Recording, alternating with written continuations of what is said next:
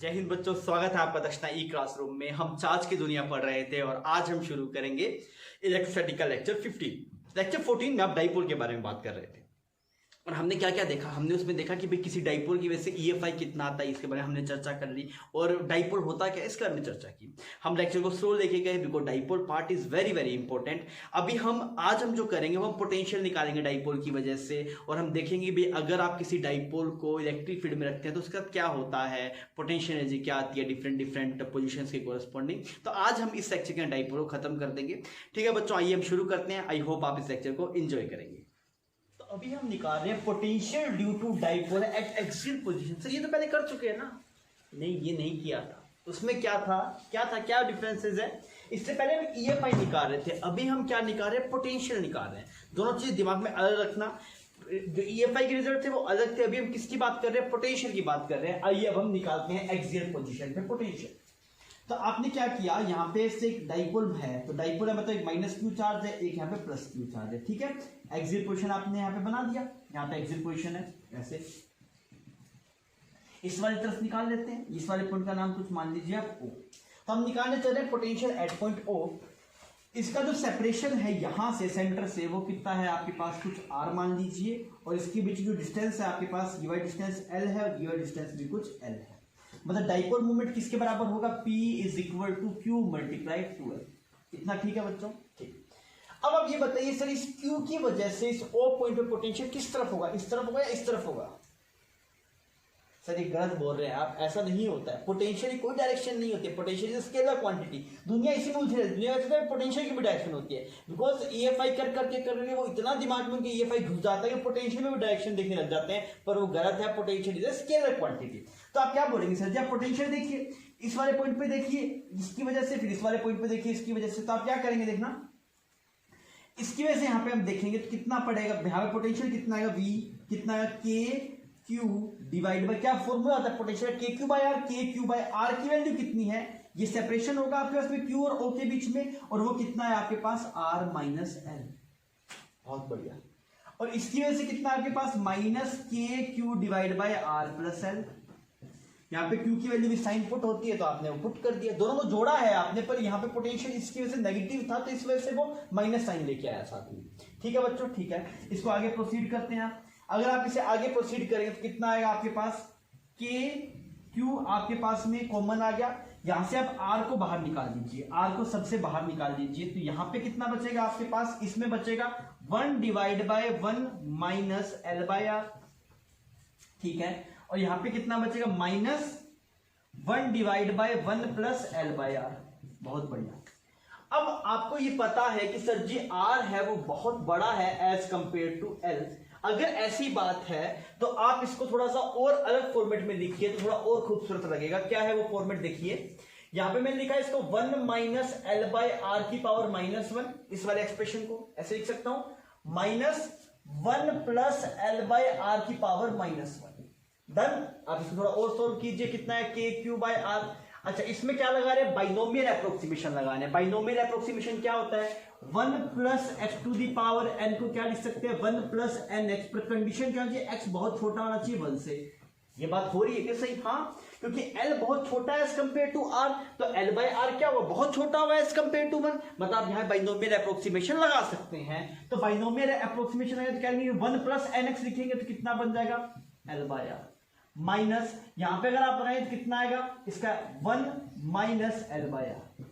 Clear है बच्चों? आप इसे थोड़ा और सोल्व कर लीजिए तो कितना है? K Q by r divide by, यहां पे कितना बनेगा? 2L बाय आर बनेगा। सोल्व करके देखिए आप, ये 1 ये -1 कैंसल आउट हो जाएगा, ये प्लस हो जाएगा, 2L बाय आर बनेगा। अब देखिए Q इंटू में 2L, Q इंटू में 2L किसके बराबर है? P के बराबर। Q इंटू में 2L किसके बराबर? P के बराबर। तो कितना आंसर है? के P बाय आर स्क्वायर। तो पोटेंशियल आया वो आपके पास कितना है? के P बाय आर स्क्वायर। समझ रही है बच्चों इतनी बात? तो आपने यहां पे क्या देखा? सुनो मेरी बात को। देखिए ईएफआई के रिजल्ट में आर क्यूब था, कोई भी मतलब 2 था वो अलग बात थी, पर यहां पे आर क्यूब था बिकॉज पोटेंशियल है K Q by are, EFI है K Q by are square. तो एक टर्म का डिफरेंस आ रहा है ना यहाँ पे आपके पास में। अब पी को भी तो क्यू इंटू में आर लिखेंगे, क्यू इंटू में कुछ एल लिखेंगे तो कट के वही डायमेंशन आ जाएगी के क्यू बाय आर की। मैं क्या बोल रहा हूँ, आप ऐसे मत सोचो सर जिसकी डायमेंशन ही गलत होगी, बिकॉज EFI तो के क्यू बाय पोटेंशियल तो के क्यू बाय आर आता है, बाय आर स्क्वायर आ रहा है, तो दोस्त यहाँ पे भी तो पी है ना, क्यू इंटू में आर के एक डायमेंशन यहाँ पे भी तो है, आर से आर कटेगा तो वापस के डायमेंशन बता रहा हूं मैं आपको भी, इसमें भी देख लेंथ की डायमेंशन है ना, यहाँ पे लेंथ की डायमेंशन 2 है, एक डायमेंशन कट जाएगी तो वापस क्या आपके पास में पोटेंशियल की डायमेंशन आ जाएगी। तो EFI में रिजल्ट आता है KP बाय आर क्यूब की टर्म्स में, इसमें आता है आर स्क्वायर की टर्म में। क्लियर है ये बात। दूसरी बात, एक और बात सुनिए, अगर आप इस तरफ हैं, अगर आप पॉजिटिव क्यू के पास में है तो पोटेंशियल पॉजिटिव आएगा, अगर आप नेगेटिव चार्ज के पास में है, मतलब एक्सियल पोजीशन पे अगर आप इस तरफ होते तो पोटेंशियल कैसा आता, नेगेटिव आता। मेरी बात समझ में आ रही है। अगर आप एक्सियल पोजीशन पे पॉजिटिव चार्ज के पास में है तो पहले मतलब, क्योंकि ऑब्वियसली ये वाली टर्म बड़ी आ रही है आपकी बात, अगर आप इसे यहां पे लिखते तो ये टर्म यहां पे चली जाती तो ये नेगेटिव वाली टर्म बड़ी हो जाती। अब तो सोचिए, आपको समझ जाएगी ये बात। मैं क्या बोल रहा हूं, एक्सियल पोजीशन पे अगर आप पॉजिटिव चार्ज के पास में हैं तो आपके पास में पोटेंशियल कैसा आएगा, पॉजिटिव। अगर आप एक्सियल पोजीशन पे नेगेटिव चार्ज के पास है, मतलब यही यहां पे ना निकाल के यहां पे यहां पे पोटेंशियल निकालना होता है इस वाले पॉइंट पे, तो कैसा आता है आपके पास से पोटेंशियल आता है आपके पास में, that is minus KP by are square. Result याद कर लीजिए, एक्सियल पोजीशन पे पोटेंशियल कितना है, KP by are square. Positive negative का ध्यान रखना है, अगर आप पॉजिटिव चार्ज के पास में है तो पॉजिटिव आएगा पोटेंशियल, नेगेटिव चार्ज के पास में है तो नेगेटिव आएगा, बिकॉज आप डेरिवेशन में ये टर्म बड़ी हो जाएगी आपकी बात, यहाँ पे नेगेटिव आ जाएगा। मेरी बात समझ में आ रही है आपको। तो हमने यहाँ पे लिख दिया, if at axial position we are near to positive charge, तो V कैसा आएगा आपके पास, positive. If we are near to negative charge तो V कैसा आ जाएगा आपके पास, नेगेटिव। तो पोटेंशियल नेगेटिव पॉजिटिव कब आएगा ये आप समझ पाएंगे, और फॉर्मूला आपको समझ में आएगा KP बाय आर स्क्वायर। तो सिंपल सा था, आप एक बार खुद कैलकुलेशन कर लीजिए, मतलब आप खुद इसको सोल्व करके देखिए तो आपको रिजल्ट थोड़ा और बढ़िया लगेगा, बढ़िया से आपको इसकी फील आएगी। अपने आगे चलते हैं, आगे बढ़ते हैं। तो अभी हम क्या कर रहे हैं, अभी हम पोटेंशियल निकाल रहे हैं। कौन सी पोटेंशियल निकाल रहे हैं, इक्वेटोरियल पोजीशन। रिजल्ट याद रखना, पहले हम क्या निकालते हैं, EFI, अभी हम क्या निकाल रहे हैं, पोटेंशियल। तो अगर आप मतलब मेरे साथ खुद ट्राई करके देखिए, बहुत सिंपल सा रिजल्ट आएगा, आप इसको इजीली सोल्व भी कर सकते हैं। आप ट्राई करेंगे इसको, और आप ट्राई करना चाहें तो आप स्क्रीन पॉज करके आप निकाल के देखिए, आपको थोड़ा फील भी आएगा। तो आइए हम इस तरह प्रोसीड करके देखते हैं कैसा आएगा आपके पास। तो मैंने बोला पोटेंशियल निकालना है ना, potential vector quantity, scalar quantity. Potential को डायरेक्शन आएगी या कोई डायरेक्शन नहीं आएगी, सर कोई डायरेक्शन नहीं आएगी, ठीक है जी। अगर कोई डायरेक्शन आपके पास में नहीं आएगी तो आप क्या बोलेंगे, इस नेगेटिव चार्ज की वजह से इस वाले पॉइंट पोटेंशियल कितना है, potential at point O negative charge की वजह से कितना है, KQ डिवाइड बाय कितना, root r square plus l square. ऐसे आया आपके पास, पर एक माइनस आएगा, समझ में आ रहा है। इस नेगेटिव चार्ज की वजह से KQ बाय आर आता है ना, KQ नेगेटिव से नेगेटिव पुट कर दिया और यहाँ पे under root r square plus l square, ठीक है। अब पॉजिटिव चार्ज की वजह से देखते हैं, उसकी वजह से कितना आएगा, KQ divide by under root r square plus l square. बहुत खुशी का मौका है, ये इससे कट के आंसर आ गया 0। मतलब सर जी अगर आप बात करेंगे पोटेंशियल की, कौन से पॉइंट पे, V एट कौन सी पोजीशन पे, इक्वेटोरियल पोजीशन पे, इक्वेटोरियल पोजीशन, तो आपके पास जो आंसर आएगा वो कितना आएगा, 0 आएगा। तो कहानी खत्म होगी। एक्सियल पे कितना आया था, एक्सियल पे आया था KP by are square. Positive negative का ध्यान रखना है, अगर एक्सियल पे इस तरफ थे तो पॉजिटिव, एक्सियल पे उस तरफ है तो नेगेटिव। तो रिजल्ट का ही खेल है दोस्त इसके अंदर ना, आप बार बार एग्जाम में जाके ट्राई नहीं कर पाएंगे, रिजल्ट आपको रट्टा मारने पड़ेंगे। आप इनको सही ढंग से अपने फॉर्मेट में, अगर आप शॉर्ट नोट्स में या फिर इसके बाद में आप नोट्स में एक टेबल बना के लिख सकते हैं, एट एक्सियल पोजीशन EFI कितना है, पोटेंशियल कितना है, डायरेक्शन क्या है, उसमें रिमार्क क्या है, अपने हिसाब से खुद आप एक टेबल बना के लिख लीजिए ताकि आप वो बाद में रिवाइज करते हो इसको हेल्प मिले। ठीक है बच्चों, ये हमने पढ़ लिया। आइए थोड़ा सा इसमें कुछ 1-2 सवाल की प्रैक्टिस कर लेते हैं पोटेंशियल में, फिर अपने थोड़ा आगे बढ़ेंगे। अभी हम क्या कर रहे हैं, हमारे पास सवाल उसी तरीके का है जो हमने EFI में किया था, पर अब क्या हमसे पोटेंशियल पूछा गया। तो सिंपल सवाल है, अगर आपने थ्योरी से ढंग से देखी तो बहुत आप इजीली सवाल कर सकते हैं। देखो बच्चों, यहाँ पे एक डाइपोल को रखा गया ना, पॉइंट्स दिखाए गए आपको, इसका नाम A, B, C, D और E, ये कुछ पॉइंट्स हैं आपके पास में। एक यहाँ पे बना देगा, एक पॉइंट यहाँ पे बना देते, थोड़ा अच्छा लगेगा आपको, यहाँ पे बना देते हैं। इस पॉइंट का नाम कितना है पास, F हो गया। फिर E और यहाँ पे एक नाम जोड़ दिया आपने F, ठीक है। अब आपको क्या करना है, इन सभी पॉइंट्स के ऊपर आपको क्या बताना है, पोटेंशियल बताना है, विद साइन बताना है, पॉजिटिव नेगेटिव। मैं बोलूँ विद डायरेक्शन बताना है, तो ये बात सही है बोलने में, गलत है, ये गवारों की बात है। क्यों? ये पोटेंशियल भाई साहब एक स्केलर क्वांटिटी, उसकी डायरेक्शन होती नहीं है। ठीक है, आप मुझे निकाल के बताइए A B C D E F points के ऊपर पोटेंशियल कितना आएगा। सभी पॉइंट्स की जो डाइपोल से डिस्टेंस आप कंसीडर करेंगे दैट इज आर, और आप ये रिजल्ट यूज करेंगे। ऑब्वियसली कुछ बोला नहीं गया, क्या कि r is very large as compare to separation between the dipole. ये सब डिस्टेंस आपके पास में आर है। ठीक है बच्चों, आप इसे फटाफट सोल्व कीजिए और आपका जवाब सही होने चाहिए, फिर आप इसको डिस्कस करते हैं।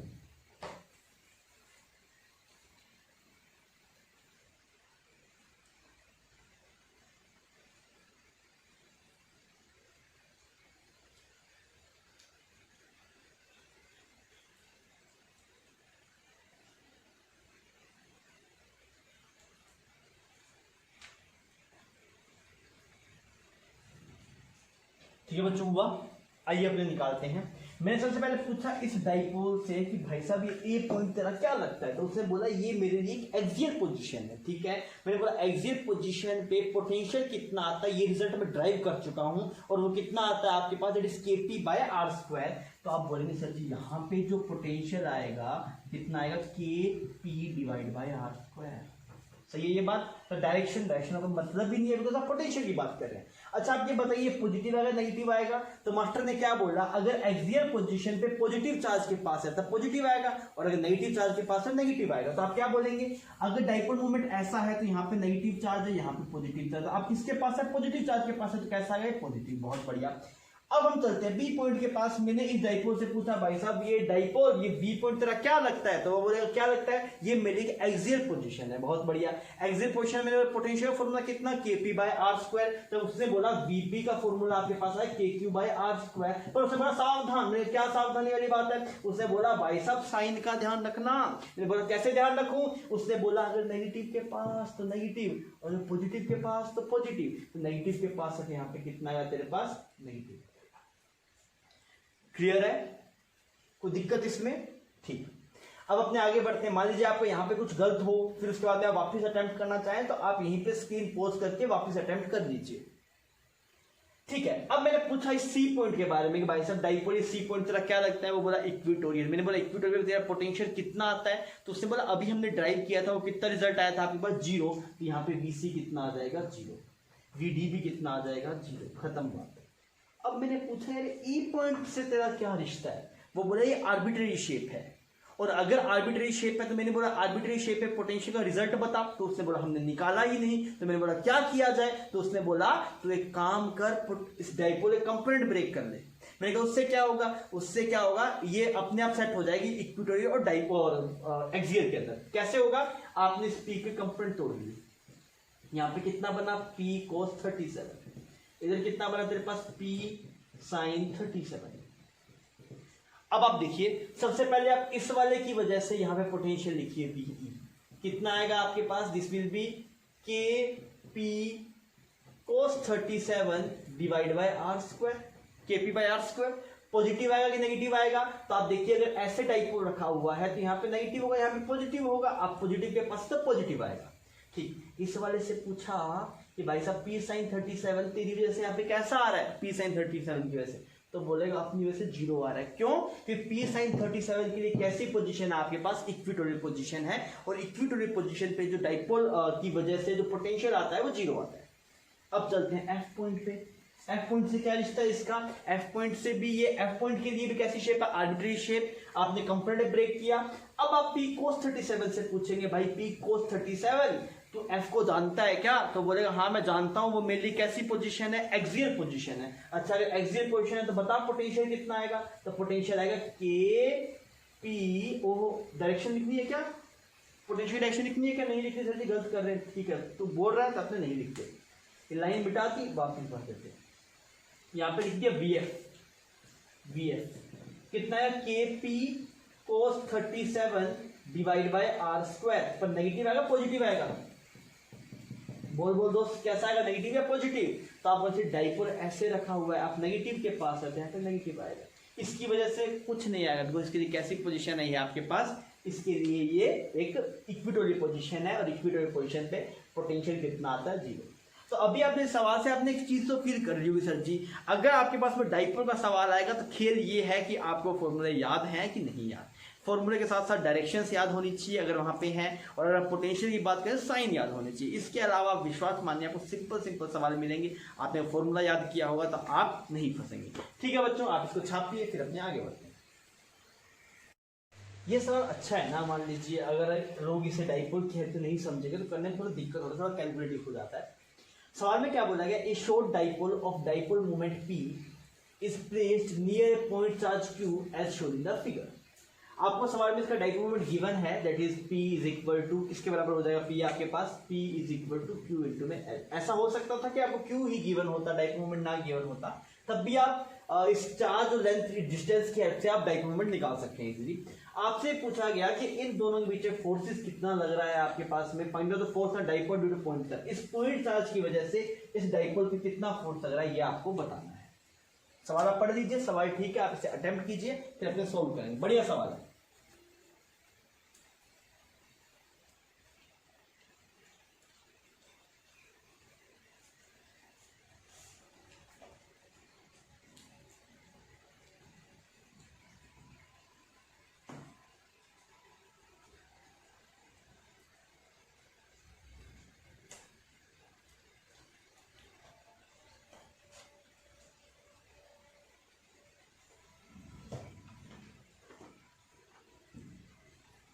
ठीक है बच्चों, किया जाए। तो मैंने बोला यार इसकी वजह से इस पे वाला फोर्स पूछा गया ना, तो मैंने बोला इसकी वजह से यहाँ पे ये फाई अलग आएगा, यहाँ पे ये फाई अलग आएगा ना। अगर कुछ लोग ऐसे सोचते हैं सर जी आप एक काम कीजिए, देखिए यहाँ पे सेंटर पे ये फाई लिख लो, जो सेंटर पे होगा वो यहाँ पे होगा, ऐसा तो नहीं है, तो कुछ तो डिफरेंस आएगा ना आपके पास में। लोगों से कैसे आएगा डिफरेंस, ये आर बहुत बड़ा है बहुत छोटा है, तो यहाँ पे ये फाई सेम आएगा, यहाँ पे ये फाई सेम आएगा, तो यहाँ पे के क्यू बाई आर स्क्वायर, यहाँ पे के क्यू बाई आर स्क्वायर, इस पे इधर, क्योंकि यहाँ पे जो EFI आएगा वो इस तरफ आएगा, यहाँ पे EFI इस तरफ आएगा। और जो पॉजिटिव नेगेटिव चार्ज है मैं बता रहा हूँ आपको, देखना लोग बोलते हैं सेंटर पे इस Q की वजह से EFI निकाल दो इधर, बहुत बढ़िया। इस पे फोर्स कितना लग गया, इधर QE लग गया, और इस पे QE लगता पर नेगेटिव चार्ज है, इसमें से अपवर्ड डायरेक्शन लगेगा QE, तो आंसर आ गया 0, आंसर आ गया 0। ये गलत है दोस्त। क्यों, क्योंकि सर जी यहाँ पे और यहाँ पे EFI में कुछ तो डिफरेंसेस होंगे तेरे पास, क्योंकि अगर तू देखेगा, मैं तो बता रहा हूँ, पहली बात तो क्या गलती कर रहे हैं, इस वाले पॉइंट पे जो EFI है वो कुछ ऐसा होगा यहाँ पे, और इस वाले पॉइंट पे जो EFI है वो कुछ कैसा होगा तेरे पास, ऐसा होगा। तो यहाँ पे आप बोल सकते इसका भी EFI E होगा, इसका भी EFI E होगा, ये मैं मान सकता हूँ बिकॉज डिस्टेंस सेम है। तो इस पे जो फोर्स लग रहा है वो इस तरफ लग रहा होगा QE, और इस पे जो लग रहा है वो इस तरफ लग रहा होगा माइनस QE, और दोनों की वजह से जीरो तो नहीं आएगा ना, दो फोर्सेज है, एक फोर्स ऐसे और एक फोर्स ऐसे, नेट जीरो थोड़ी आएगा। मेरी बात समझ में आ रही है बच्चों, यहाँ पे जो EFI की डायरेक्शन है वो ऐसे, यहाँ पे जो EFI की डायरेक्शन है ऐसे, इस पे QE ऐसे लगेगा, इस पे QE अपवर्ड डायरेक्शन में रहेगा। सर जी बहुत दिक्कत हो गया, पहले E निकालो फिर डायरेक्शन देखो, एंगल देखो, कंपोनेंट थोड़ा, बहुत दिक्कत है। तो हमने बोला क्यों ना प्रोसेस को थोड़ा उल्टा किया जाए। अभी हमें सवाल में जानबूझ के ये पूछा गया कि इसकी वजह से इस पर लगने वाला फोर्स कितना है, बिकॉज उसको पता था कि बच्चे से अगर ये पूछा जाएगा कि डाइपोल की वजह से इस ट्यूब पे लगने वाला फोर्स कितना है, तो बच्चा फटाफट निकाल देगा। क्यों निकाल देगा, मैं आपको दिखाता हूं। देखिए ऐसा एक्सप्रेशन है, यहाँ पे प्लस Q है आपके पास, यहाँ पे माइनस Q है, ऐसे डाइपोल है, यहाँ पे एक पॉइंट रखा गया Q चार्ज। तो अगर मैं पूछूं इस डाइपोल की वजह से इस पे कितना फोर्स लग रहा होगा, तो आप इजीली निकाल सकते हैं। क्यों, आप बोलेंगे सर जी इसका डाइपोल मोमेंट कुछ ऐसा है P, तो यहाँ पे आप इस सेटअप को रिप्लेस करके एक डाइपोल बना देंगे। अब आपको मैं दिखा रहा हूं भाई साहब डाइपोल को पढ़ने के फायदे क्या हुए। अब देखिए इसमें बेसिक से करते कितना गणित लगाना पड़ता है, आप देखा अपने चुटकियों में सवालों कर देंगे। सवाल में क्या था, हमने बोले चार्जेस को हटा के एक डाइपोल बनाओ, तो ये बनाया जा सकता है, इसमें कोई दुख दर्द है आपको, कोई दुख दर्द नहीं है, ये बहुत देर से पढ़ रहे हैं। तो आपने बोला सर जी इसको यहाँ पे डाइपोल रख दिया, ठीक। अब आप ये बताइए इस डाइपोल के लिए ये वाला पॉइंट कैसा पोजीशन है, तो आप बोलेंगे सर जी ये इक्वेटोरियल पोजीशन है।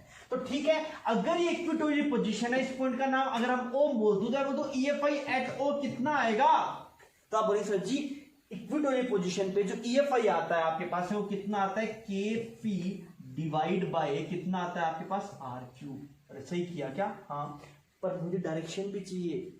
तो आप क्या बोलते हैं डायरेक्शन, अभी हम याद करके आए हैं डायरेक्शन किस तरफ होता है आपके पास में, डाइपोल मोमेंट के अपोजिट डायरेक्शन में, कौन सी पोजीशन पे, इक्वेटोरियल पे। तो आप बोलते हैं यहाँ पे जो EFI है वो इस तरफ है, तो फोर्स किस पे आ गया, फोर्स क्यू पे मिल गया मुझे।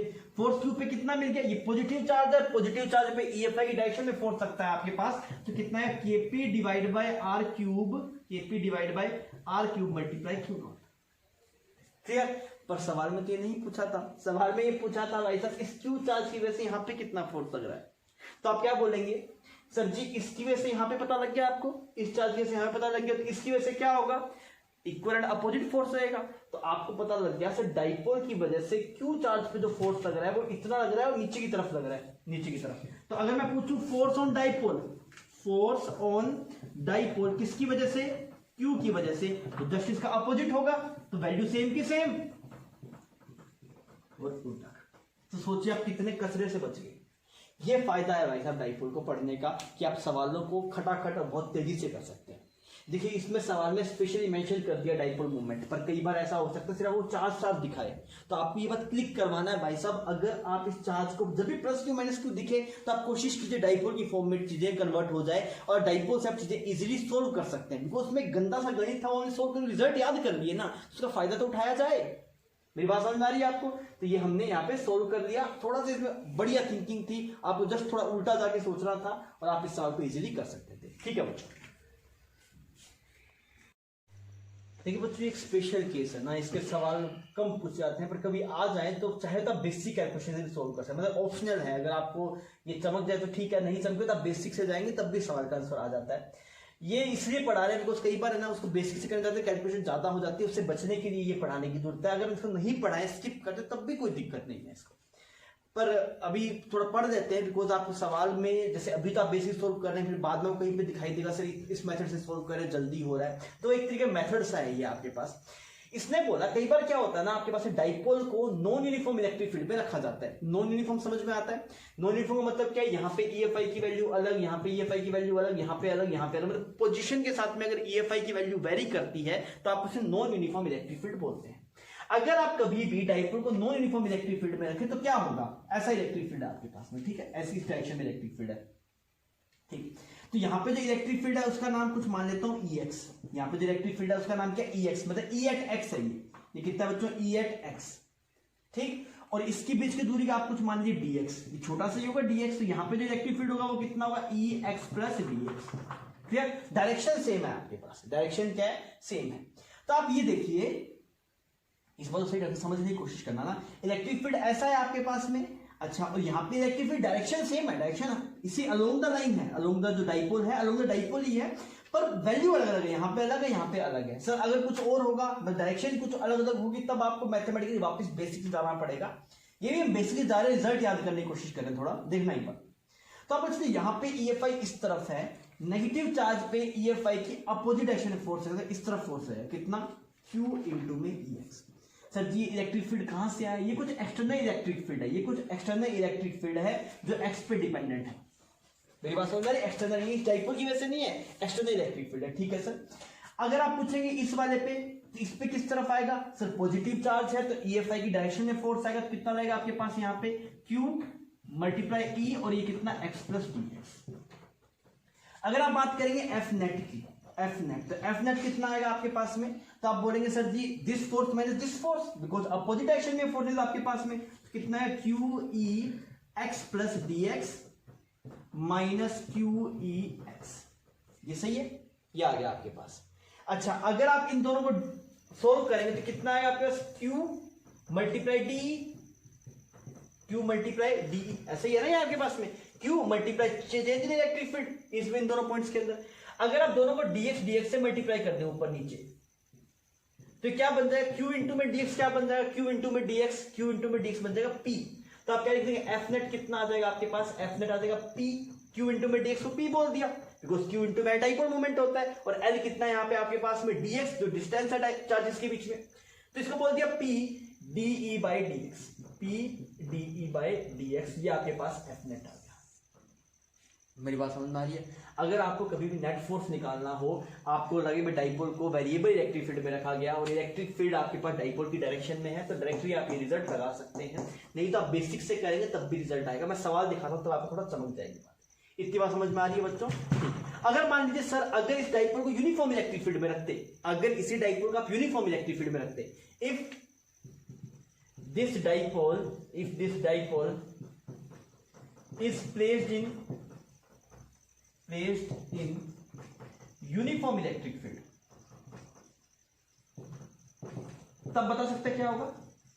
अगर यूनिफॉर्म इलेक्ट्रिक फील्ड में रखेगा तो क्या होगा सर, यहाँ पे माइनस चार्ज है, यहाँ पे प्लस चार्ज है, बहुत बढ़िया। और इलेक्ट्रिक फील्ड इसी तरफ है आपके पास में, इस तरफ इलेक्ट्रिक फील्ड है। तो अगर आप यहाँ पे देखेंगे तो इस पे इस तरफ फोर्स आ जाएगा QE और इस पे इस तरफ फोर्स आ जाएगा QE, और F नेट कितना हो जाएगा आपके पास 0। मतलब अगर आप एक डाइपोल को यूनिफॉर्म इलेक्ट्रिक फील्ड में रखेंगे तो उस पे हमेशा F नेट कितना आएगा 0। अगर आपको वेरिएबल इलेक्ट्रिक फील्ड में रखा गया है, आप निकालना चाहते हैं तो इस एक्सप्रेशन को यूज कर सकते हैं, it is P multiply DE/dx। Clear है बच्चों? ठीक है, आप इसको छाप लीजिए, फिर अपने आगे चलते हैं। डाइपोल में थोड़ा आगे बढ़ रहे हैं। हेडिंग है torque on a dipole placed in uniform electric field. Simple सा है, मतलब लोग फॉर्मूले याद करने से काम हो जाता है, पर अब इसे पूरा ड्राइव वगैरह करेंगे तो रिजल्ट पूछ देता है, कई बार डायरेक्ट रिजल्ट पूछता है। डाइपोल मान लीजिए आपसे बात करेंगे पूरे इलेक्ट्रोस्टैटिक में सबसे इंपॉर्टेंट क्या है, तो डाइपोल सबसे इंपॉर्टेंट में से एक है। डाइपोल हुआ आपके पास में, पोटेंशियल हुआ, कंडक्टर की कुछ चीज़ें जो जेई के लिए बहुत इंपॉर्टेंट है। तो हम इसे प्रोसीड करते हैं। आप भी इजीली कर सकते हैं ना, ऐसा कुछ नहीं है कि आप नहीं कर सकते। मान लीजिए अगर आप रेगुलर क्लास में होते तो मैं आपको पहले बोलता भाई टॉक निकाल के दिखा, मैं तो पोजीशन दे देता, मैं तो बोलता टॉक निकाल के दिखा, फिर अपने रिजल्ट ड्राइव करते और तो आराम से बैठ के निकालता, पक्का रिजल्ट आ जाता ना। अभी तो पता नहीं, तो लापरवाही कर देता, सर ठीक है अब आप कर दो ना, हम तो घर बैठे हैं, कौन सा कॉपी चेक हो रहा है। तो यहाँ पे हमने क्या किया, डाइपोल को रख दिया ना हमने, यहाँ पे ऐसे प्लस चार्ज और यहाँ पे ऐसे माइनस चार्ज। क्लियर? ये डाइपोल है, सही बात, ठीक है। इलेक्ट्रिक फील्ड कैसा है आपके पास में, इलेक्ट्रिक फील्ड इस डायरेक्शन में से इलेक्ट्रिक फील्ड है। क्लियर? ऐसा है, डायरेक्शन में से इलेक्ट्रिक फील्ड है। ये इसका सेंटर हो गया, किसका सेंटर हो गया, डाइपोल का। तो ये डिस्टेंस कुछ L मान ली हमने और ये वाली डिस्टेंस भी कितनी मान ली, L मान ली। क्लियर? इस इलेक्ट्रिक फील्ड को यहां से गुजार दे, सेंटर थोड़ा अच्छा दिखेगा ना डायग्राम में, मतलब पूरे रीजन के अंदर है इलेक्ट्रिक फील्ड, पर हम इस सेंटर से गुजार रहे हैं तो आपको थोड़ा चित्र थोड़ा खूबसूरत दिखेगा। तो इस चित्र की खूबसूरती बढ़ाते हैं, यहां से इलेक्ट्रिक फील्ड निकालते हैं ऐसे। क्लियर बच्चों? यहाँ पे इलेक्ट्रिक फील्ड है आपके पास और ई क्या है आपके पास, यूनिफॉर्म। सबसे टॉर्क पढ़ने से पहले क्यों ना पहले फोर्स पढ़े। हम सबसे पहले ये पूछे, सर जी अगर आप एक डाइपोल को यूनिफॉर्म इलेक्ट्रिक फील्ड में रखते हैं तो उस पर कितना फोर्स रहेगा, आप बता सकते हैं क्या मुझे? ये कुछ एंगल थीटा मान लेते हैं ना, कुछ थीटा की टर्म में हम रिजल्ट निकालेंगे। तो आप क्या बोल रहे हैं, सर जी देखिए इस पे जो फोर्स लग रहा है वो इस तरफ लग रहा है, पॉजिटिव चार्ज पे इलेक्ट्रिक फील्ड की डायरेक्शन में QE। क्लियर? और इस नेगेटिव चार्ज पे किस तरफ लग रहा है, इस तरफ लग रहा है, कितना QE।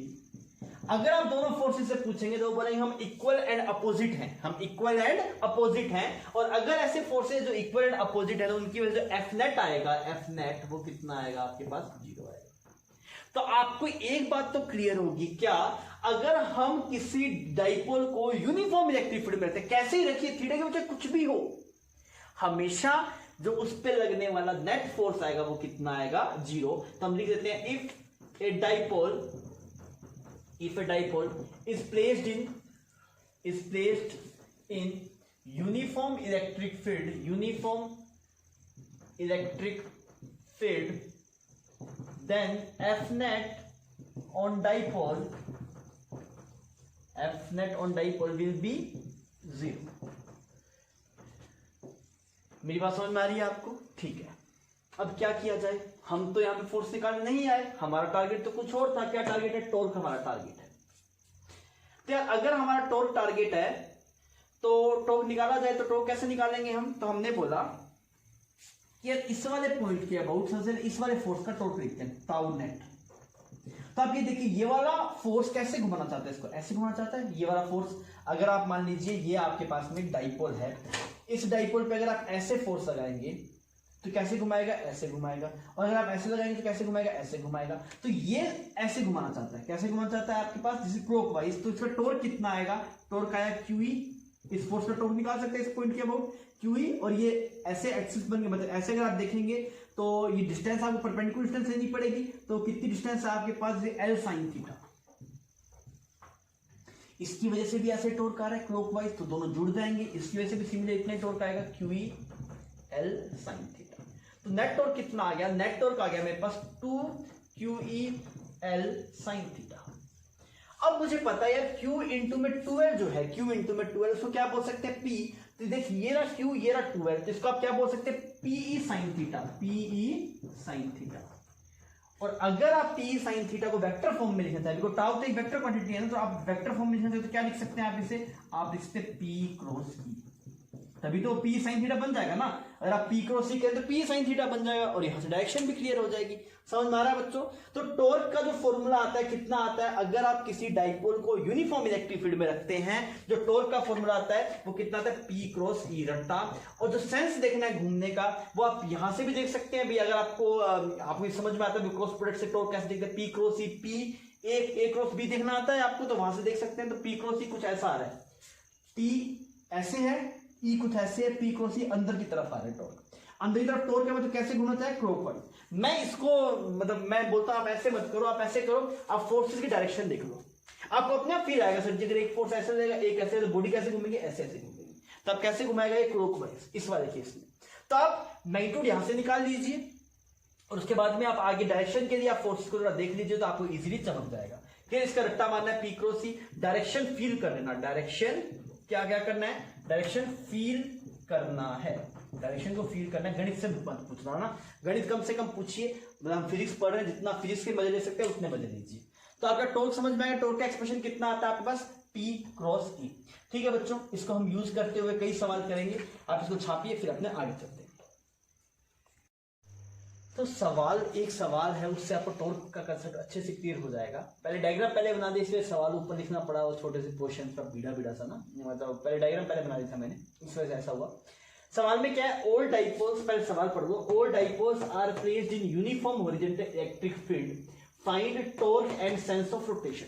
सवाल में क्या है कि इस पूरे रीजन में जो इलेक्ट्रिक फील्ड है वो हॉरिजॉन्टल डायरेक्शन में है, कितना है आपके पास में, ई नॉट, इलेक्ट्रिक फील्ड कितना आपके पास में, इधर ई नॉट, पूरे रीजन के अंदर, मतलब सब डाइपोल के लिए हॉरिजॉन्टल डायरेक्शन में ई नॉट। आपको बताना है कि हर एक डाइपोल के ऊपर टाउ नेट कितना है, ये आपको पहले बताना है। क्लियर? सब केसेस आपको दिखा दिए, यहाँ पे ये वाला एंगल है, ये भी कितना है आपके पास, 60 डिग्री है। ठीक है बच्चों, अब इस सोल्व कीजिए, फिर अपने इसको थोड़ा डिस्कस करते हैं। सर सेंस ऑफ रोटेशन भी आपको बताना है, कैसे घूम रहा है।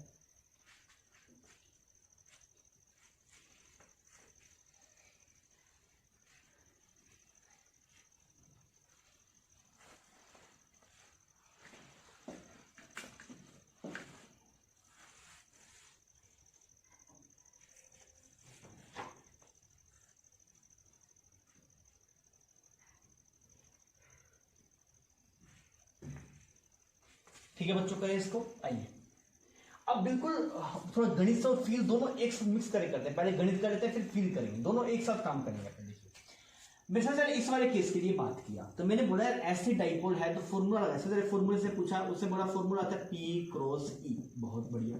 मैंने बोला पी और ई के बीच में एंगल कितना है, पी इधर है और ई भी इधर है, तो थीटा है, वो थीटा कितना है आपके पास, 0 डिग्री। आप इसे पुट करेंगे, टाउ आता है आपके पास में पी ई साइन थीटा, और थीटा की वैल्यू 0, तो पूरा एक्सप्रेशन 0, मतलब इस पर टॉर्क कितना है आपके पास, 0। यही आपका आ रहा था क्या? हाँ। अब हम थोड़ा फील करके देखते हैं, यार ऐसा अगर डाइपोल है, मतलब यहाँ पे नेगेटिव चार्ज होगा, यहाँ पे पॉजिटिव चार्ज होगा। समझ रहा है बच्चों इतनी बात? ठीक। अगर यहाँ पे यूनिफॉर्म इलेक्ट्रिक फील्ड है, तो इस पे फोर्स इस तरफ लग रहा होगा कितना, क्यू ई नॉट, और इस पे इस तरफ लग रहा होगा कितना, क्यू ई नॉट। आप सोच के देखिए, ये डाइपोल है ना, अगर मैं इस डाइपोल को एक फोर्स इधर लगे, एक फोर्स इधर लगे, तो क्या घुमा सकता है? क्या घुमा सकता है कि दोस्त? घुमा सकता नहीं है। तो फील्ड से भी हमें दिखा सर टाउ नेट 0 आना चाहिए, तो गणित भी यही बात बोल रहा है। तो हमने बोला ये तो गणित हो गया, अगर आप फील करेंगे फील, तब भी आपको समझ में आएगा कि लगने वाले फोर्स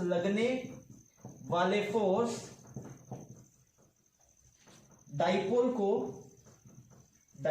को रोटेट नहीं करवा सकते। अब अपनी भाषा में लिखिए, मान लीजिए आप हिंदी नहीं लिखना जानते, कुछ लोग हो सके जो हिंदी नहीं लिखना जानते होंगे, तो अपनी कोई भी लैंग्वेज में लिखिए, कोई दिक्कत नहीं। बात समझिए आप कि आपको दिखना चाहिए भाई साहब कि इस पे जो लगने वाले फोर्सेस हैं वो इस डाइपोल को रोटेट करवा सकते नहीं है। समझ गई इतनी बात? ठीक है। अगर पूछे इसमें एफ नेट कितना है, एफ नेट, तो एफ नेट तो 0 है। क्यों? क्योंकि जब भी आप किसी डाइपोल को यूनिफॉर्म इलेक्ट्रिक फील्ड में रखते हैं तो एफ नेट 0 आता है। देख लीजिए ना, इस पे इधर लग रहा है, इस पे इधर लग रहा है, दोनों इक्वल एंड अपोजिट है, तो एफ नेट 0। देखो बच्चों, एफ नेट 0 होता है तो टॉर्क आ सकता है, ऐसा कोई जरूरी नहीं है। अगर एफ नेट 0 टॉर्क आ सकता है, हर एक डाइपोल पे एफ नेट हमेशा 0 होगा यूनिफॉर्म इलेक्ट्रिक फील्ड में, पर टॉर्क आएगा। इस वाले केस में चलते आओ, सेकंड वाले केस को देखते हैं। सेकंड वाले केस में देखेंगे तो आप क्या बोलेंगे सर, टॉर्क का फॉर्मूला लगाया P क्रॉस E, थीटा बताओ यहाँ पे कितना, तो थीटा आप कैसे देखेंगे सर, इलेक्ट्रिक फील्ड इधर, इलेक्ट्रिक फील्ड आपके पास में ये, और जो डाइपोल मूवमेंट है वो इस तरफ, दोनों में एंगल कितना 180 डिग्री, तो आप क्या बोलेंगे थीटा की वैल्यू कितनी 180 डिग्री, और इसको लिखेंगे तो ये बन जाएगा PE साइन 180 डिग्री, और 180 डिग्री पे भी साइन थीटा खुश होता है, उसकी वैल्यू कितनी है 0, तो हमारे लिए टॉर्क की वैल्यू कितनी आ गई आपके पास अगेन 0। अगर ये वाली वैल्यू 0 आ गई सर, अब थोड़ा फील करने का समय है, तो आप थोड़ा फील करके देखते हैं। अगर ऐसा है तो यहाँ पे नेगेटिव चार्ज और यहाँ पे कैसा पॉजिटिव चार्ज, अगर ऐसा यहाँ पे नेगेटिव और यहाँ पे पॉजिटिव, तो यहाँ पे कैसा फोर्स लग रहा होगा, इलेक्ट्रिक फील्ड है ना, तो इधर लग रहा होगा QE नॉट, नहीं इलेक्ट्रिक फील्ड की इस तरफ, आप इस तरफ, तो नेगेटिव चार्ज पे इलेक्ट्रिक फील्ड, इस तरफ इलेक्ट्रिक फील्ड, नेगेटिव चार्ज पे इलेक्ट्रिक फील्ड के अपोजिट डायरेक्शन में, इधर QE नॉट और इस पे इधर QE नॉट। मेरी बात समझ में आ रही है? अब सोच के देखिए, इसको डाइपोल मान लीजिए, अगर मैं ऐसे फोर्स लगाऊं ऐसे, तो क्या इस बॉडी घुमा सकता हूं, क्या नहीं घुमा सकता, तो फील्ड से भी 0 आ रहा है, गणित से भी 0 आ रहा है, कोई दिक्कत नहीं, बहुत बढ़िया।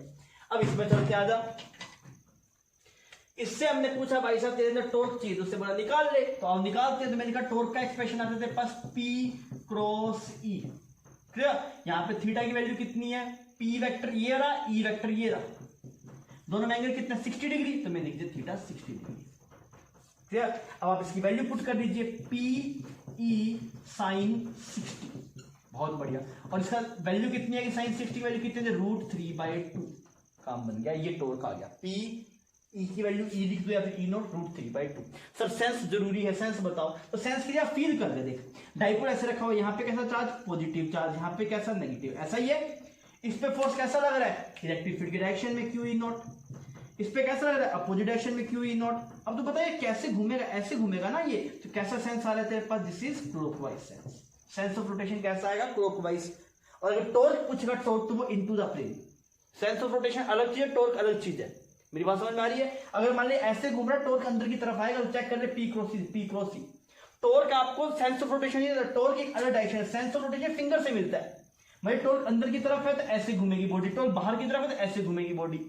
टॉर्क सेंस ऑफ रोटेशन और टॉर्क दोनों अलग अलग चीजें हैं, ये बात ध्यान रखो, टॉर्क से सेंस ऑफ रोटेशन निकाल सकते हो, बात अलग है, पर टॉर्क और सेंस ऑफ रोटेशन दोनों अलग अलग बातें हैं, ठीक है बच्चे, समझ में आ गई बात, आ जा इस पे चलते हैं। अगेन हमने ये वाला केस है आपके पास, हमने बोला यहाँ पे कितना आएगा आपके पास टॉर्क, तो टॉर्क का फॉर्मूला कितना है मेरे पास, it is P cross E, बहुत बढ़िया। इसको क्या लिखा PE साइन थीटा, निकाल यार थीटा, तो मैंने बोला इलेक्ट्रिक फील्ड इधर है E नॉट, तो दोनों वेक्टर के बीच में एंगल कितना है 60 या 120, कितना है 120, कितना आएगा आपके पास, दिस इज साइन 120 डिग्री, यहाँ पे थीटा कितना है 120 डिग्री।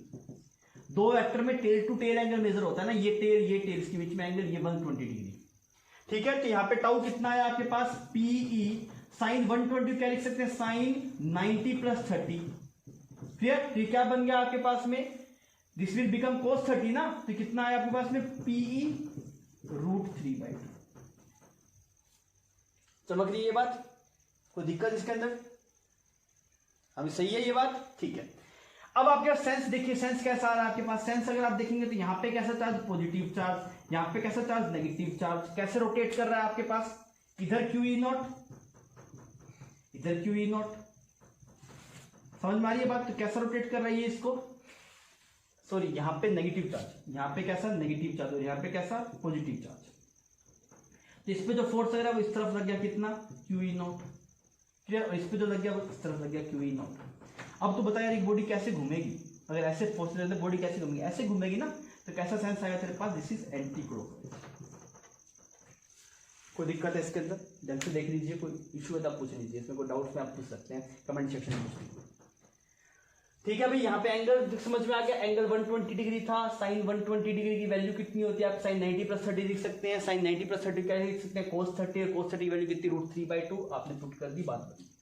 अच्छा अब यहाँ पे देख, यहाँ पे तो पूछा टॉर्क का एक्सप्रेशन, तो क्या लिखेगा अगेन P क्रॉस E, यहाँ पे थीटा कितना आपके पास, ये इधर P है आपके पास में, P है, एंगल कितना 90 डिग्री, तो मैंने कहा थीटा कितना है आपके पास 90 डिग्री, ठीक है। अब आप इसे थोड़ा सोल्व करके देखते हैं, तो यहाँ पे बना ये PE साइन 90 डिग्री, और ये साइन 90 की मैक्सिमम वैल्यू है, तो यहाँ पे टॉर्क कितना आ गया P × में, डायरेक्शन चेक कर लीजिए, डायरेक्शन किस तरफ आएगा तो आप क्या बोलेंगे, ऐसे रखा डाइपोल को, तो यहाँ पे नेगेटिव चार्ज और यहाँ पे कैसा पॉजिटिव चार्ज, ऐसा ही मतलब हुआ इसका डाइपोल का।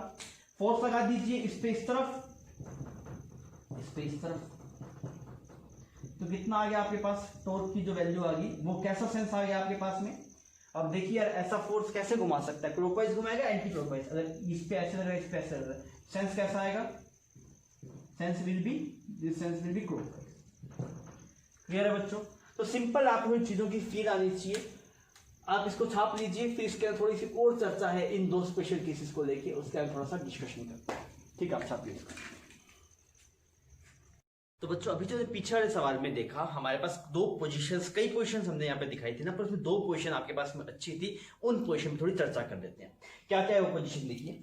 मान लीजिए आपके पास में डाइपोल को यहाँ पे ऐसे रखा गया, ये एक डाइपोल है, इसका कुछ आपके पास में डाइपोल मोमेंट है P, क्लियर, एक डाइपोल को ऐसे रखा गया, और इलेक्ट्रिक फील्ड आपके पास में इस तरफ है ऐसे E, बहुत बढ़िया।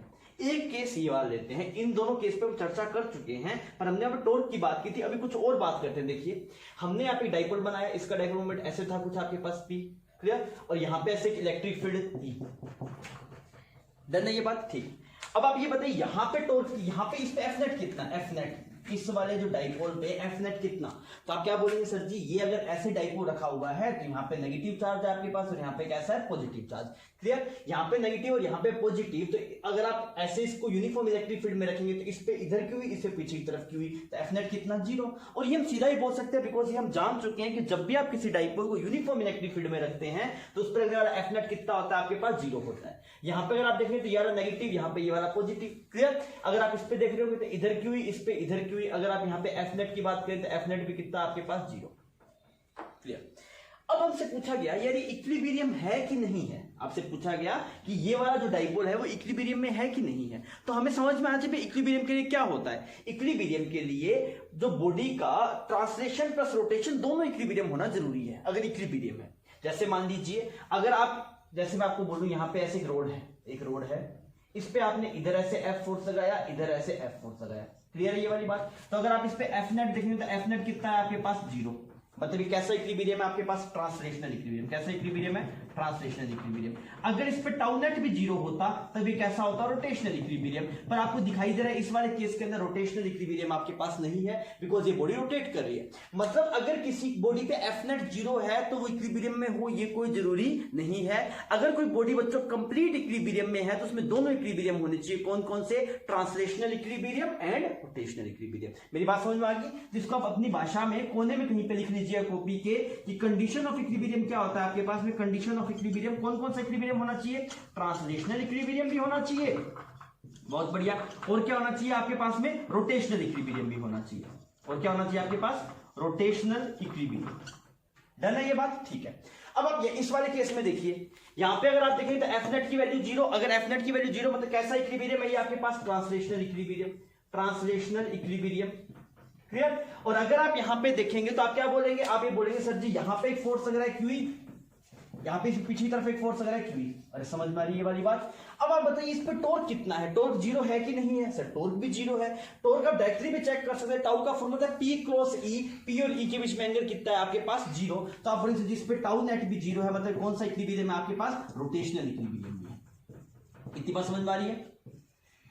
इस डाइपोल को आप कैसे भी रख लीजिए, इस डाइपोल को आप कैसे भी रख लीजिए, कोई भी एंगल पे रख लीजिए, जो ट्रांसलेशनल इक्विलिब्रियम है वो हर एक केस में मिलेगा, पर रोटेशनल इक्विलिब्रियम है वो आपको इन्हीं दो पोजीशन में मिल रहा था। इससे पहले वाले केस में जो आपने कई डायग्राम देखे थे, ट्रांसलेशनल इक्विलिब्रियम हर एक पॉइंट पे था, बिकॉज आप डाइपोल को कैसे भी रखिए, कितना भी एंगल बना के रखिए, उस पे एफ नेट हमेशा कितना होगा, 0 होगा।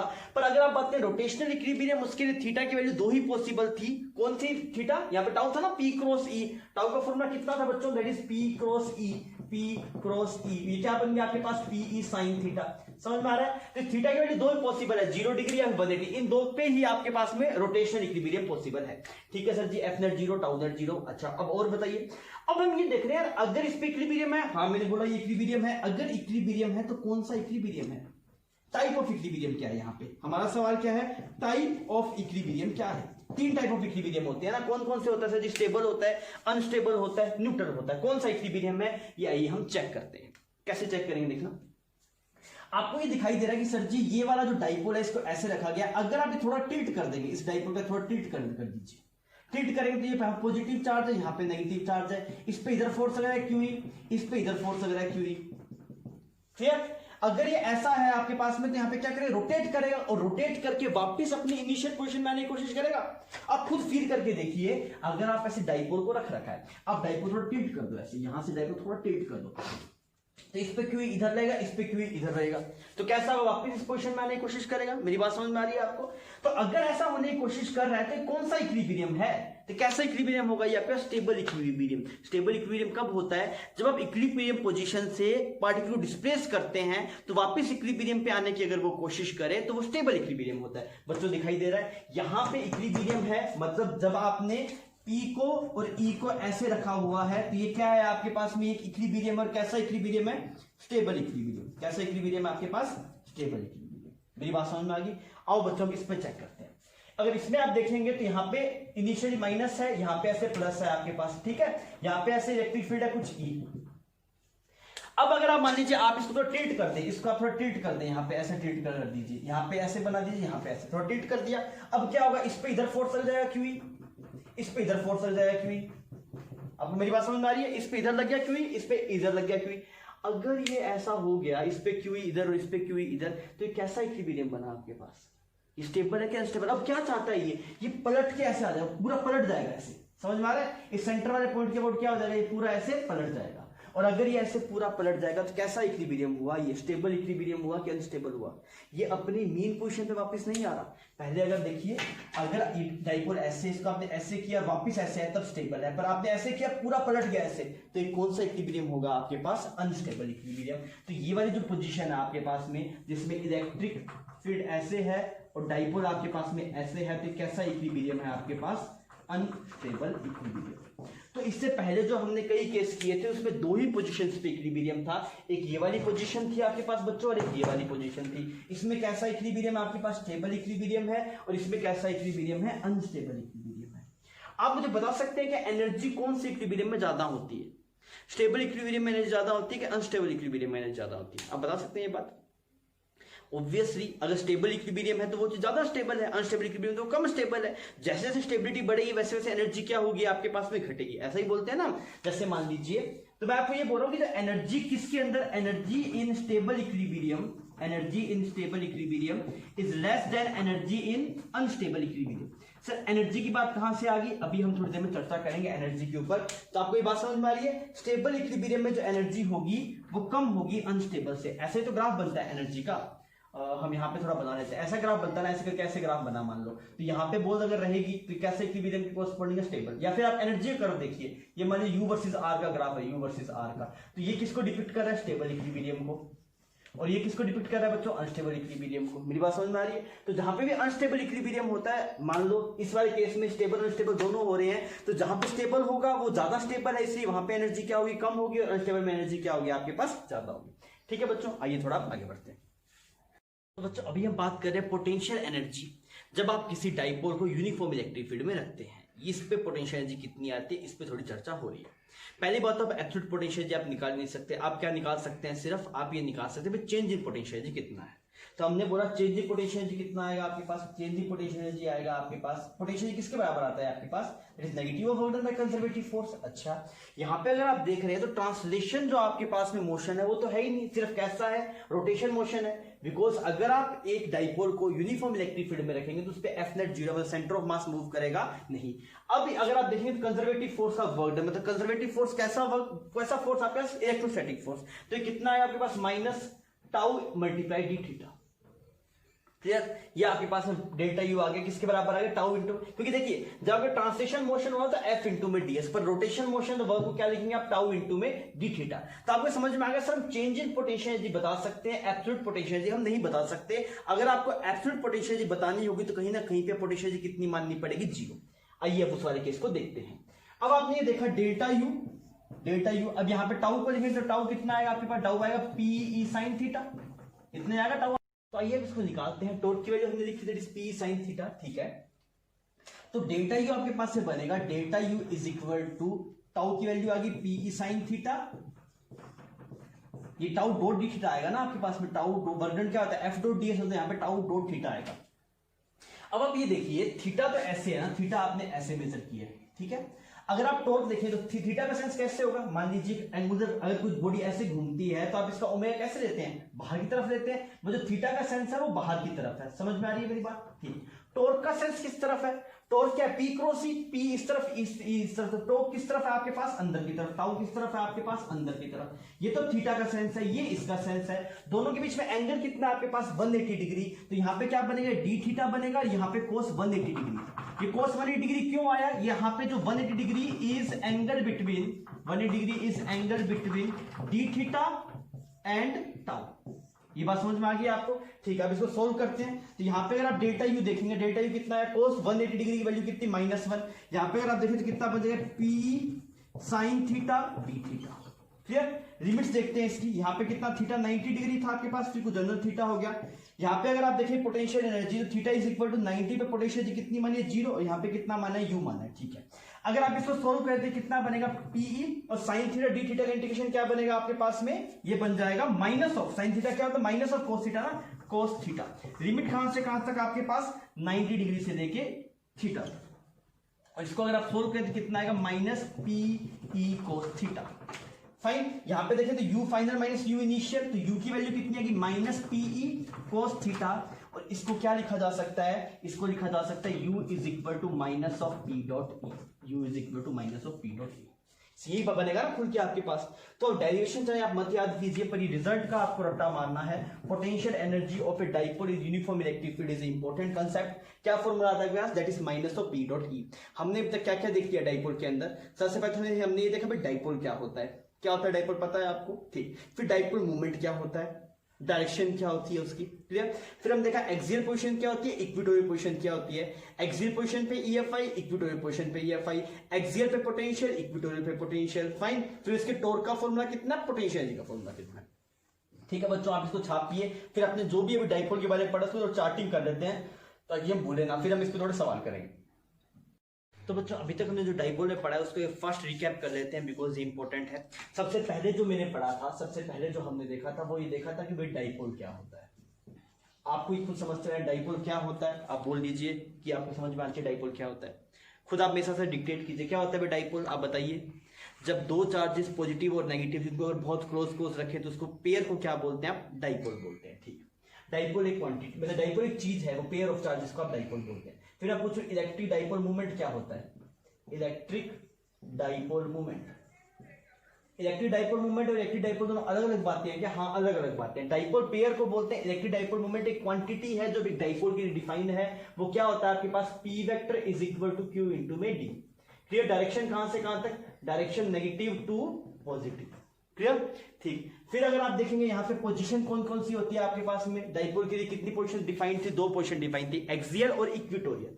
अगर मैं पूछूं एट एक्सियल, अगर आप बात करेंगे इलेक्ट्रिक फील्ड कितना आता है एक्सियल पे, कितना आता है आपके पास 2 kp/r³। याद कीजिए हमने बोला एक्सियल ऐसे होता है, दो हाथ हैं तो आप 2 kp/r³। किस तरफ होता है, in the direction of dipole, in the direction of dipole. बहुत बढ़िया। अगर मैं पूछूं पोटेंशियल एट एक्सियल कितना होता है, पोटेंशियल एट एक्सियल कितना आया था एक्सियल पे पोटेंशियल, दैट इज kp/r²। इसमें खतरे वाली बात क्या थी, इसमें खतरे वाली बात ये थी साइन डिसाइड करने में खतरा है। कैसे खतरा है आपको पता होना चाहिए सर, अगर आप पॉजिटिव चार्ज के पास है तो पोटेंशियल पॉजिटिव आएगा, अगर आप नेगेटिव चार्ज के पास है तो पोटेंशियल कैसा आएगा आपके पास, नेगेटिव आएगा, क्लियर। फिर अगर मैं बात करूं at equatorial position, at equatorial position, तो अगर आप बात करेंगे ईएफआई तो कितना आता है ईएफआई आपके इक्वेटोरियल पोजीशन पे, दैट इज kp/r³। किस तरफ आता है, कि एट इक्वेटोरियल पोजीशन ईएफआई कितना आता है, kp/r³। किस तरफ आता है, डाइपोल की डायरेक्शन में, डाइपोल की अपोजिट डायरेक्शन में, तो क्या बोलेंगे, in opposite direction to dipole, in opposite direction of dipole,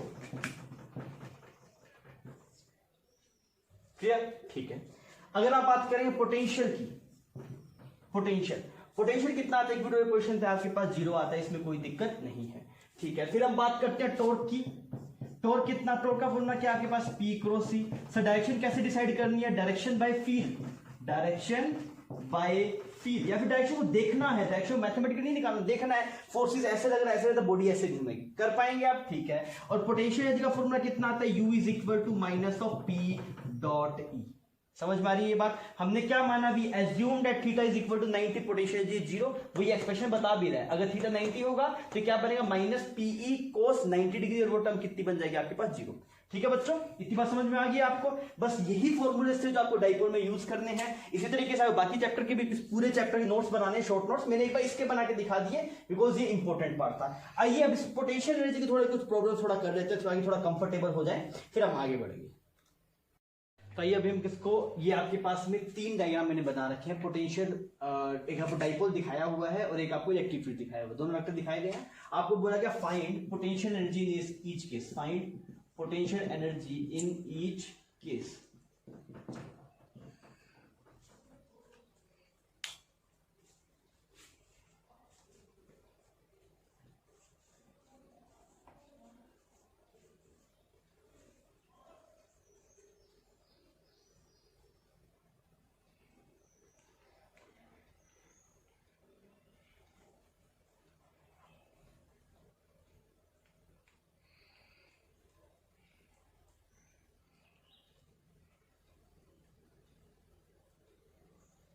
किया जाए बच्चों। आइए देखिए, पोटेंशियल का जो फॉर्मूला होता है वो कितना होता है आपके पास, माइनस P डॉट E। आप डायरेक्टली फॉर्मूला यूज कीजिए, रिजल्ट आ जाएगा आपका। यहाँ पे अगर आप देखेंगे थीटा कितना, ये क्या बनेगा, P cos थीटा बनेगा। बहुत बड़े, थीटा कितना इस वाले केस में, P और E सेम में, जीरो आएगा, तो पोटेंशियल कितना है, माइनस PE। क्लियर, यहाँ पे नेगेटिव है। यहाँ पे अगर आप देखेंगे तो पोटेंशियल का फॉर्मूला कितना है, माइनस PE, और यहाँ पे जो इसको लिखेंगे P cos थीटा, थीटा की वैल्यू कितनी आएगी आपके पास, 90 डिग्री, तो पोटेंशियल कितनी आ जाएगी आपके पास, जीरो। यहाँ पे अगर आप देखेंगे इस वाले केस के अंदर, तो पोटेंशियल आप देखेंगे U is equal to minus P dot E, तो ये कितना है आपके पास, PE cos 180 डिग्री। सही है ये बात, माइनस PE cos 180 डिग्री। अच्छा, cos 180 डिग्री को आप क्या लिख देंगे, ये +1, ये -1 बनेगा ना, ये आइटम कितना बनेगा, -1, तो पोटेंशियल कितनी आ जाएगी आपके पास, +E। Is it clear. तो आप देखिए इस वाले केस में जो पोटेंशियल थी वो मिनिमम थी, इसमें जो पोटेंशियल थी मैक्सिमम है, बिकॉज एक्सप्रेशन है P cos थीटा, और cos थीटा की वैल्यू कितनी हो सकती है, 1। मतलब इसकी जो मैक्सिमम वैल्यू पॉसिबल है पोटेंशियल की, वो P पॉसिबल है, और मिनिमम पॉसिबल है, माइनस P पॉसिबल है। मतलब इस वाले केस में जो एनर्जी है, पोटेंशियल एनर्जी हमें मैक्सिमम है। ये किसका केस है आपके पास, मैक्सिमम पोटेंशियल एनर्जी। और ये किसका केस है तेरे पास, मिनिमम पोटेंशियल एनर्जी। मेरी बात समझ में आ रही है। वो मैक्सिमम पोटेंशियल एनर्जी केस है तेरे पास, और ये मिनिमम पोटेंशियल एनर्जी केस है। अच्छा, मैक्सिमम पोटेंशियल एनर्जी कब आती है, जब अनस्टेबल इक्विलिब्रियम होता है। मैक्सिमम पोटेंशियल एनर्जी कब आती है दोस्त, जब अनस्टेबल इक्विलिब्रियम होता है। हमने देखा था ये किसका केस था तेरे पास, अनस्टेबल इक्विलिब्रियम।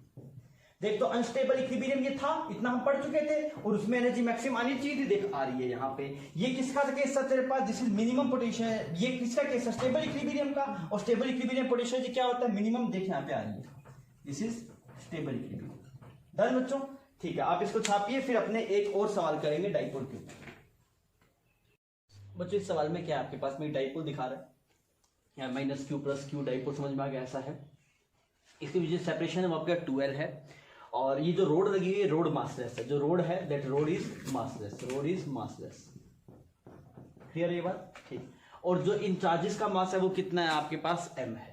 अब आपसे पूछा गया find out angular velocity of the dipole when it become horizontal. जब ये डाइपोल आपके पास में हॉरिजॉन्टल बन गया होगा, उस टाइम पे इसकी एंगुलर वेलोसिटी कितनी होगी, ये हमें निकालना है। तो आप इसे सोल्व कीजिए, फिर अपने इसे प्रोसीड करेंगे। पहले आप सोल्व करके देखिए इसको।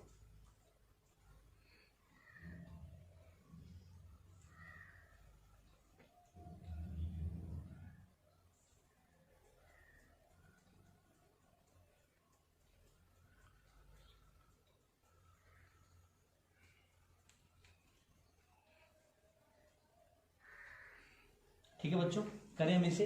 तो देखिए आप क्या बोलेंगे, यहाँ पे ऐसे एक फोर्स लग रहा है आपके पास में, इधर QE लग रहा है, इस पे इधर QE लग रहा है। मतलब ये चलेगा तो नहीं, पर इसके बहुत घूमेगा, घूमेगा तो एंगुलर वेलोसिटी आएगी। जब ये हॉरिजॉन्टल हो जाएगा आपके पास में, उस टाइम पे इसकी एंगुलर वेलोसिटी पूछी है।